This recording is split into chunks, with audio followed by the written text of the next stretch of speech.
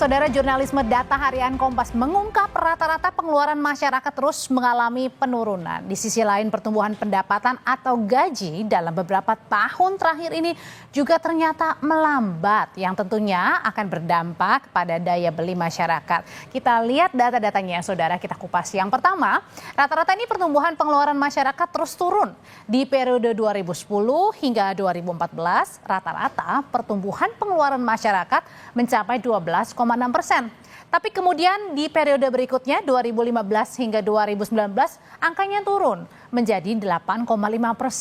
Dan periode 4 tahun berikutnya turun lagi ke angka 5,2%. Sementara itu, laporan jurnalisme data harian Kompas juga mengungkap rata-rata pertumbuhan gaji atau upah masyarakat juga terus menurun. Kita lihat di tahun 2022 saja misalnya, rata-rata pertumbuhan gaji sempat di angka 12,2%, tapi kemudian turun jadi 3,5% di 2023, turun lagi jadi 2,8% di tahun 2024. Pertanyaannya, apa implikasi atau dampak dari fakta kenaikan gaji yang seret dan tingkat konsumsi warga yang terus turun? Bagaimana masyarakat juga pintar-pintar mensiasati, dan apakah ini jadi alarm bagi perekonomian nasional kita yang selama ini bergantung pada sektor konsumsi warga? Kita ulas usai tayangan berikut ini. Pengeluaran yang makin tinggi dengan penghasilan terbatas jadi tantangan masyarakat. Hidup hemat atau mencari penghasilan tambahan jadi pilihan untuk bertahan hidup seperti yang dialami Anggun Gunawan. Anggun adalah seorang dosen P3K di salah satu perguruan tinggi swasta di kawasan Jakarta Selatan. Ia selalu bersemangat saat mengajar mahasiswanya, meski gaji yang didapatnya belum cukup untuk memenuhi kebutuhan dirinya dan keluarga. Oke, kalau bicara tentang mensiasatinya, ya tidak ada strategi yang bisa saya lakukan gitu, karena memang pada akhirnya apa yang saya dapatkan belum sampai akhir bulan itu saya sudah kehabisan uang di rekening gitu. Seringkali saya harus meminjam uang kepada teman ataupun juga kepada saudara untuk bisa survive sampai akhir bulan gitu. Jadi itu yang terjadi sebenarnya. Jadi kalaupun penghematan yang saya jalankan sekarang itu sudah sangat berhemat gitu, sudah sangat basic dalam pemenuhan kebutuhan keluarga. Untuk membayar kontrakan, biaya sekolah, dan memenuhi kebutuhan sehari-hari lainnya, Anggun harus mencari penghasilan tambahan. Saya mencari penghasilan tambahan selain bekerja di kampus ini, saya juga mengajar di vokasi UI ya, termasuk juga menjadi tutor di universitas terbuka. Ya karena memang ketika misalnya apa yang saya dapatkan di sini tidak bisa memenuhi kebutuhan sehari-harinya, sehingga saya harus mencari penghasilan tambahan gitu. Nah, selain mengajar, saya juga sebenarnya juga mengirimkan tulisan-tulisan ya, opini-opini saya ke berbagai media, sehingga beberapa itu ada yang mengasih honor juga gitu. Anggun merupakan gambaran dari sebagian masyarakat kita yang harus beradaptasi dengan kondisi perekonomian saat ini. Laporan jurnalisme data harian Kompas mengungkap tren pertumbuhan rata-rata gaji atau upah dalam 15 tahun terakhir terus mengalami penurunan. Pada tahun 2010, pertumbuhan rata-rata gaji atau upah mencapai angka 6,7%. Namun angka ini terus menurun hingga menjadi 3,5% di tahun 2023 dan 2,8% per tahun di tahun 2024. Penurunan rata-rata pertumbuhan gaji seiring dengan penurunan tingkat pengeluaran atau tingkat konsumsi masyarakat. Data harian Kompas memperlihatkan pada tahun 2010 sampai 2014, rata-rata pertumbuhan pengeluaran masyarakat mencapai 12,6% per tahun. Di 2015 hingga 2019 turun menjadi 8,5% dan turun lagi ke 5,2% pada periode 2020 hingga 2024. Laporan jurnalisme data Kompas mengungkap apa yang dilakukan masyarakat saat situasi ekonomi sulit. 43% responden menyatakan akan mencari sumber pendapatan tambahan, sedangkan 32,7% memilih akan berhemat. Selain itu, ada 15% responden yang berharap mendapat bantuan dari pemerintah. Hidup hemat sepertinya banyak menjadi pilihan masyarakat. Laporan jurnalisme data Kompas juga memperlihatkan jika sebelumnya masyarakat lebih banyak berbelanja kebutuhan non-makanan, kini mereka lebih memprioritaskan belanja untuk makanan. Di periode 2020-2024, Pengeluaran untuk makanan mencapai 5,6%, lebih banyak dibanding pengeluaran bukan makanan yang hanya 4,9%. Bahkan di momen Ramadan jelang Lebaran, dalam 5 tahun terakhir pola konsumsi masyarakat menurun. Hal ini terlihat dalam data survei konsumen Bank Indonesia 2020 hingga 2024 yang diolah tim jurnalisme data Litbang Kompas. Proporsi belanja jelang Lebaran pada 2024 terendah dalam 5 tahun terakhir sejak 2020. Banyak pihak berharap situasi ini tidak terus berlanjut, mengingat perekonomian nasional banyak bergantung pada konsumsi masyarakatnya. Tim Liputan, Kompas TV. Laporan jurnalisme data harian Kompas mengungkap dalam 15 tahun terakhir gaji warga negara Indonesia seret naik. Tapi di sisi lain tingkat konsumsi atau pengeluaran masyarakat juga terus menurun. Lalu bagaimana membaca data-data ini? Bagaimana juga harus menyikapi situasi yang dihadapi bersama? Kita bahas bersama Wakil Kepala Des Investigasi dan Jurnalisme Data Harian Kompas, Putri Rosalina. Malam Mbak Putri. Selamat malam Mbak Audrey. Dan kita juga akan berbagi lebih dalam pengalamannya Pak Anggun Gunawani, Wakil Ketua Aliansi Dosen ASN Kemendikti. Malam Pak Anggun. Selamat malam Mbak Audrey. Pak Anggun, kalau tadi pada saat Bapak bilang kalau misalnya sekarang ini harus nyari peluang-peluang tambahan ya untuk menutupi pengeluaran-pengeluaran sehari karena setiap harinya gaji dosen nggak cukup ya Pak Anggun ya. Nah, itu dirasain sekarang ini atau sudah lama sebenarnya? Oke, jadi kebetulan saya bergabung di ADAKSI ya, Aliansi Dosen ASN Kemdikti Saintek. Jadi fenomena terkait dengan dosen yang itu berada di bawah upah minimum itu sebenarnya sudah terjadi sejak lama gitu kan ya. Misalnya contoh, saya akan berikan contoh yang sangat real. Untuk kawan-kawan dosen CPNS itu baru mendapatkan 2,3 juta per bulannya. Kemudian juga kalau saya sebagai P3K itu gaji pokok saya sekitar 3,3. Jadi memang kami sebagai dosen walaupun dari segi strata sosial ya dianggap sebagai kaum elit, kaum intelektual yang berada di middle upper gitu. Tapi dari segi finansial kami sebenarnya berada di model lower sebenarnya. Oke, jadi artinya kan pada saat orang-orang banyak mungkin yang beranggapan oke, kalau misalnya jadi dosen mungkin sejahtera begitu ya. Tadi ini bilang hidup di middle up begitu, tapi ternyata hal ini sangat tidak dirasakan Pak Anggun. Ini dirasakannya sekarang-sekarang ini atau memang sejak awal? Yang merasakannya tidak saya saja Mbak, tapi kami ada sekitar 90.000 ya dosen ASN Kemdikti Saintek di seluruh Indonesia yang merasakan bagaimana diskriminasi dari negara di mana kami hanya diberikan gaji pokok ya dan beberapa tunjangan, tapi ada sebenarnya yang kami tuntut sekarang yaitu tukin. Tukin ini merupakan salah satu. Oke, Pak Anggun, itu tadi diskriminasi negara maksudnya apa tuh? Jadi kami sebagai ASN sebenarnya mendapatkan hak berdasarkan Undang-Undang ASN ya, Undang-Undang ASN Undang-Undang ASN nomor 5 tahun 2014. Yang mengatakan bahwasanya setiap ASN itu mendapatkan tunjangan kinerja dan juga tunjangan kemahalan bagi kawan-kawan yang bekerja di 3T gitu kan ya. Nah, tapi yang tunjangan kinerja dan kemahalannya tidak pernah kami dapatkan, sehingga kami sangat mengandalkan kepada gaji pokok itu dan tunjangan beras dan juga tunjangan makan gitu. Berarti artinya di per bulan mungkin sekitar 5-an berarti kalau tadi di total ya pendapatannya atau pemasukannya? Kalau konteks di saya mungkin sekitar 5 juta ya Mbak ya, tapi banyak juga kawan-kawan saya di daerah itu cuma 3 juta Mbak. Termasuk yang di Papua yang dengan biaya hidup yang tinggi ya, itu cuma dapatnya sekitar 3 jutaan gitu kan ya. Sehingga sebenarnya kalau untuk konteks kawan-kawan yang ada di luar Jawa itu lebih miris lagi. Karena mereka tidak bisa bekerja di kampus-kampus swasta gitu kan ya. Kemudian alternatif untuk mencari pendapatan menjadi sangat sedikit gitu. Akhirnya ada teman-teman yang menjadi driver di aplikasi online ataupun juga menerima service gitu kan ya. Oke, artinya harus ada tambahan untuk menutupi kebutuhan sehari-harinya. Mbak Putri, sebenarnya fenomena apa sih yang lagi ditangkap sama Harian Kompas ini? Ternyata apa yang dialamin Pak Anggun bukan hanya Pak Anggun sendiri, tapi mungkin banyak orang yang saat ini tidak bisa hanya mengandalkan satu pekerjaan aja nih untuk bisa hidup.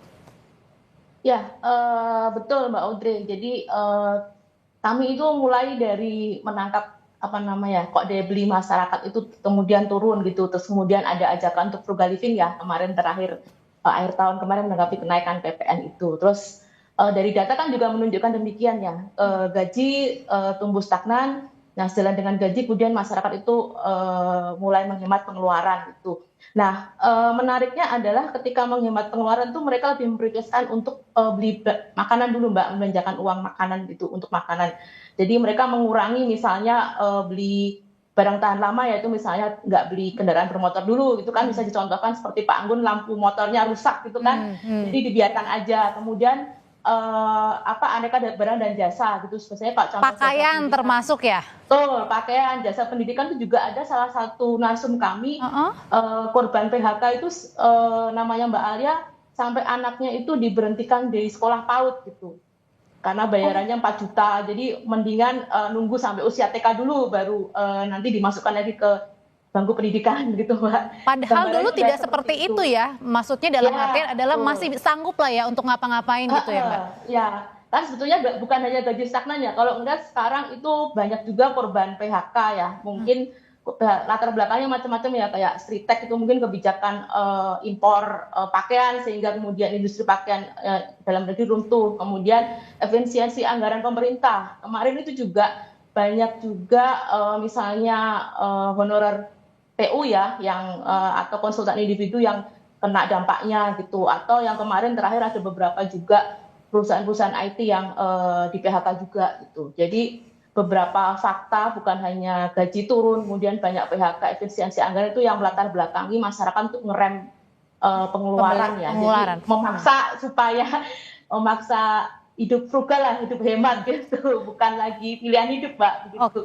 Oke, bukan lagi kontennya banyakan healing-healing, tapi sekarang frugal ya hidupnya ya Mbak Putri ya. Betul, Oke, Kak, saya ya. mau nanya balik lagi ke Pak Anggun. Pak Anggun, gimana caranya bisa bertahan di situasi ekonomi ini? Dan kemudian juga ngaruh nggak sih Pak dengan kemudian kesehatan pikiran Bapak dengan tadi ya ditambah dengan PHK di mana-mana, kemudian kenaikan harga kenaikan harga di mana-mana yang akhirnya juga ini berdampak kepada pengeluaran yang terus naik nih.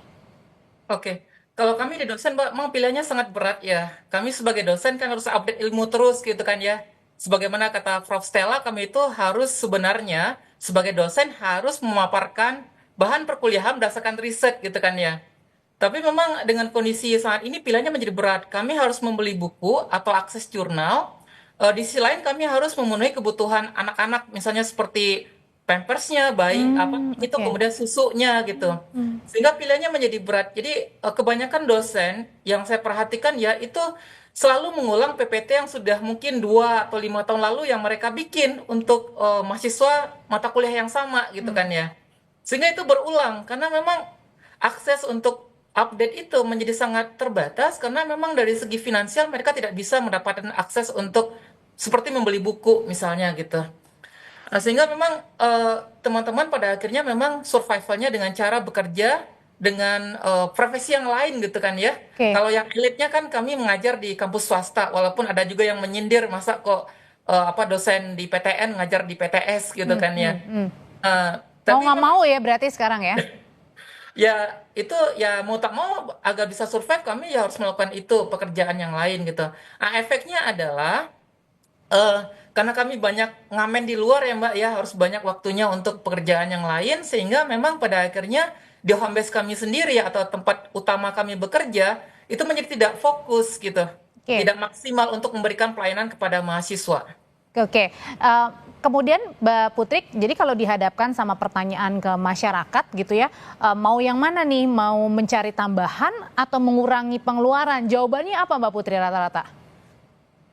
Kalau dari hasil survei Kepemimpinan Nasional awal Januari lalu, porsi terbesar itu untuk tambahan penghasilan dulu 43%, baru sekitar seperempat sebenarnya 25% itu berhemat gitu. Jadi mereka berusaha dulu lah ya untuk menambah penghasilan seperti yang dilakukan oleh Pak Anggun. Mungkin juga kan mereka mau ngirit, yang diirit apa ya gitu kan. Sudah mentok apa yang diirit lagi gitu kan. Akhirnya yang memilih nambah dulu, kemudian dari tambahan itu mungkin ada hal yang bisa diirit gitu. Itu Mbak. Oh oke, ada juga nggak sih kepengenan masyarakat warganya sebenarnya gimana nih mereka pengennya di tengah kesulitan ini? Kalau dari hasil survei juga ya dua hal itu kan Mbak ya, tapi ada juga tadi yang disebutkan mereka yang berharap bantuan pemerintah 15% gitu. Tapi rata-rata yang dilakukan oleh golongan menengah bawah dan bawah ya kalau nggak menambah penghasilan kemudian ya berhemat begitu Mbak yang dilakukan oleh golongan menengah bawah dan kelas bawah. Oke, Mas Anggun tadi kan dibilang tidak ada yang tidak dicairkan kalau apa tadi tukin ya atau tadi pada saat mengajar di 3T ya? Iya, ada tunjangan kemahalan Mbak untuk kawan-kawan dosen yang bekerja di 3T ya, daerah perbatasan atau daerah-daerah terluar di Indonesia. Itu tahu Mas berapa? Oke, kalau misalnya kita ambil patokan ya, jadi kami kalau sebagai jabatan fungsional itu sebagai dosen, itu seharusnya kami mungkin level terbawahnya ya di asisten ahli itu kami seharusnya mendapatkan sekitar 5 jutaan gitu sebagai asisten ahli. Kemudian juga nanti ada lektor, kemudian nanti ada guru besar yang mungkin sampai ya 19 jutaan gitu kan ya yang seharusnya diberikan oleh negara gitu. Saya nyambung lagi ke Mbak Putri tadi ya Mbak ya, selain survivalnya itu ya mencari pendapatan lain di luar pekerjaan utama ataupun juga menghemat gitu kan ya, walaupun ya memang benar jadi kita nggak ada lagi yang bisa dihemat gitu karena sudah minimalis sebenarnya. Atau mungkin nambah misalnya untuk pinjaman misalnya? Nah, itu yang terjadi Mbak sekarang. Dan kita sudah banyak mendapatkan informasi dari kawan-kawan dosen, itu sudah sampai terjebak dengan pinjol sebenarnya. Jadi kan kebanyakan kawan-kawan yang ASN ini kan menggadaikan SK-nya ya. SK sebagai ASN, sebagai dosen, kemudian untuk mendapatkan kredit dari bank. Itu sudah lama terjadi. Ketika misalnya lot ataupun juga batas maksimal untuk mendapatkan pinjaman ke perbankan itu sudah habis gitu kan ya. Akhirnya kawan-kawan banyak yang terjebak dengan pinjol Mbak, dan beberapa ada yang mengatakan saya sudah hopeless gitu kan ya. Kemudian juga ada beberapa yang cerita kepada kami itu mereka mau bunuh diri gitu. Apalagi kalau kita coba koneksikan ya dengan beberapa dosen Gen Z misalnya, di mana Gen Z itu dari segi mentalitas mereka sangat rapuh dan mereka nggak kuat digaji 2,3 juta gitu kan ya dengan status sebagai lulusan S2 atau S3 gitu. Iya, tidak terbayang kalau digaji seperti itu ya, apalagi hidup di Jakarta ya, Pak Anggun ya. Iya betul Mbak, dan itu sudah banyak kawan-kawan itu semacam apa ya, mereka kaget gitu kan ya. Ya karena kita kan mendaftar sebagai dosen ini minimal itu kan S2, ada juga untuk formasi S3. Banyak juga kawan-kawan yang dari luar negeri juga ya, lulusan luar negeri gitu kan ya. Ketika misalnya mereka dapat beasiswa mungkin sekitar saya dulu misalnya di Oxford misalnya dapat 25 juta per bulan, ketika pertama kali menjadi dosen cuma dapat 3,2, akhirnya kan kita kaget semua dan banyak kawan-kawan di tahun-tahun sampai 5 tahun di awal itu pada akhirnya masih tergantung kepada orang tua atau tergantung kepada pasangan hidup gitu kan ya. Itu banyak yang terjadi Mbak seperti itu. Oke, balik lagi ke Mbak Putri. Mbak Putri, kalau tadi kan sekarang masyarakat harus mencari tambahan ya, tidak bisa satu bidang atau tidak bisa satu pekerjaan untuk bisa bertahan. Nah, mereka mencari satu bidang lainnya ini untuk apa? Apakah untuk bertahan hidup, untuk tadi membayar hutang kalau misalnya ada cicilan, atau mereka memang mau memperbaiki kehidupan yang tidak bisa hanya satu profesi aja? Rata-rata sih dari hasil wawancara memang mereka untuk bertahan hidup gitu, bukan misalnya apa untuk meningkatkan hal yang lain ya. Mereka berarti artinya belum terpikir sampai ke depan gitu ya. Yang penting saya bisa hidup hari ini dulu. Iya, seperti cerita teman dosennya Pak Anggun juga ya, Bu Vina itu yang di Merauke. Dia tuh selain dosen di salah satu kampus di Merauke, gajinya kalau nggak salah sekitar 3,3 juta. Bayangkan di Merauke yang yang cukup mahal ya biaya hidupnya itu 3,3 juta. Dia punya keluarga di Brebes yang harus mengirim uang setiap bulan di Brebes. Kemudian dia punya tambahan penghasilan itu ngajar anak les gitu kalau nggak salah dan mungkin nggak seberapa gitu. Sehingga tadi benar Pak Anggun cerita bahwa pinjol, tapi Bu Vina ini kemudian harus menggadaikan motor satu-satunya setiap akan pulang ke Jawa, ke Brebes gitu.